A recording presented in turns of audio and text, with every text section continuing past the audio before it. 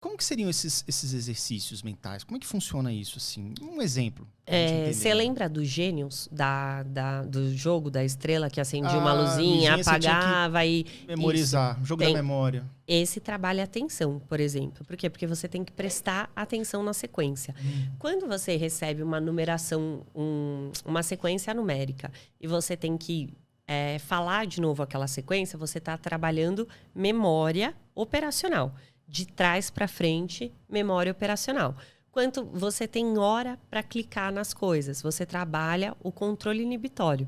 Ou seja, você não pode ir antes. Você tem que esperar o tempo. Com isso, você trabalha a sua ansiedade. E dessa forma, você vai trabalhando ali as suas funções com joguinhos.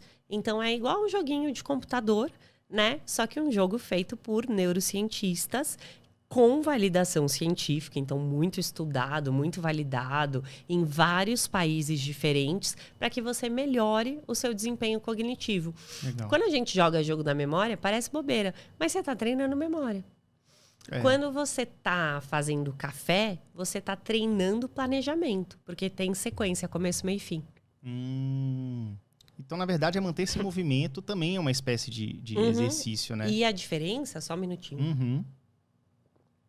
A diferença que a gente tem no treinamento cognitivo é que, por exemplo, quando você faz café, você treina planejamento, né? O tempo todo a gente está usando a cognição. Só que aquela sequência acabou.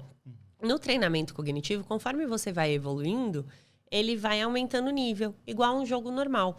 Isso faz o seu cérebro se desenvolver. Por quê? Porque a neuroplasticidade, ela depende disso.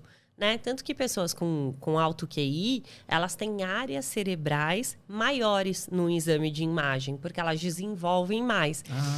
Então, até tem estudo falando que pessoas que falam 2 idiomas, quando você vai ver o lugar do cérebro, da linguagem, ele tem como se ele tivesse um pouquinho aumentado. Então, é como se você estivesse aumentando. Se você só faz café, você não trabalhou a neuroplasticidade, você trabalhou só a cognição.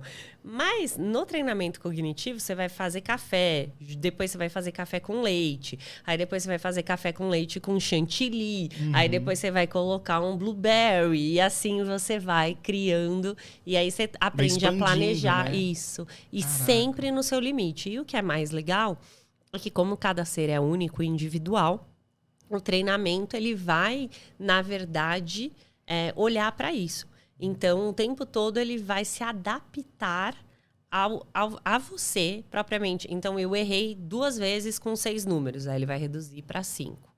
Aí acertei 3 vezes com 5, volta para 6. Ele vai, acertei com 6, vai para 7, vai para 8. Instiga até você evoluindo, né? E buscando... assim você vai gerando neuroplasticidade. É incrível, né? Trabalhando, né? E isso é bom para qualquer idade, né? Até para pessoas idosas também, para exercitar, né? Para idoso, hoje não tem restrição para treinamento cognitivo. Acontece que na maioria das vezes o idoso que vem, ele já tá com algum tipo de demência. É difícil procurar antes, que seria o ideal.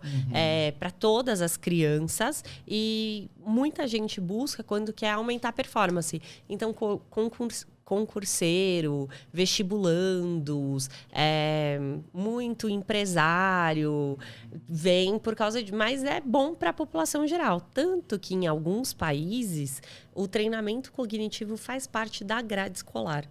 Aqui Caramba, a gente ainda não tem isso, mas... Poderia ter. Seria bem legal. Isso é interessante até para o próprio aprendizado curricular mesmo, isso, né? Porque você vai aumentando a sua capacidade de aprender. Num todo, em todos os quesitos, né? Então, isso ajudaria muito, e por isso que eles colocaram como grade. Talvez no futuro a gente tenha, mas acho que para isso, primeiro a gente teria que ter neurocientistas brasileiros trabalhando numa ferramenta, porque hoje ela é sueca.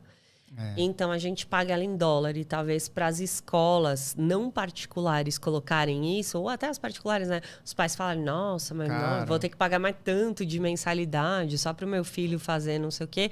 Pesa no bolso, né? Tem que nacionalizar um pouco essa questão, né? Essa tecnologia, né? Para poder... Por conta disso, eu estou desenvolvendo um aplicativo.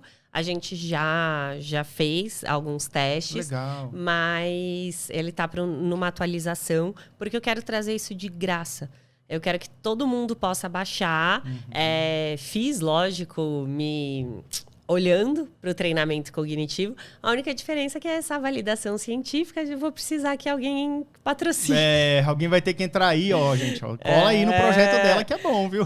E queira olhar para isso, porque se a gente conseguir a validação científica brasileira, aí é perfeito, porque a ferramenta é brasileira e eu já quero fazer ela sem custo, né? Vai conseguir. E aí a ideia é essa, de trazer isso de um jeito que a gente não tenha que pagar em dólar. Porque senão hoje, para o paciente particular, para o paciente... Mas eu acho que ao mesmo tempo faz muito sentido na minha prática clínica, porque quando eu dou um diagnóstico, eu não deixo o paciente sem saída, sem tratamento, sabe? Eu não viro e falo assim, você tem TDA, tchau. Eu não tenho o que fazer, né? Tipo... Eu falo, você tem TDA e eu trabalho com uma ferramenta, essa ferramenta assim, esse treinamento se você quiser, então eu tenho um pós. E aí, é um pós bom, que é um pós que exercita a mente da pessoa e tudo, ela vai poder... Cara, é um ponto de partida, na verdade. Porque tem gente que tá com o seu cognitivo, até por várias questões mesmo de ambiente, do tipo assim, esse cara é imprestável, então eu coloco ele ali naquele cantinho, tipo...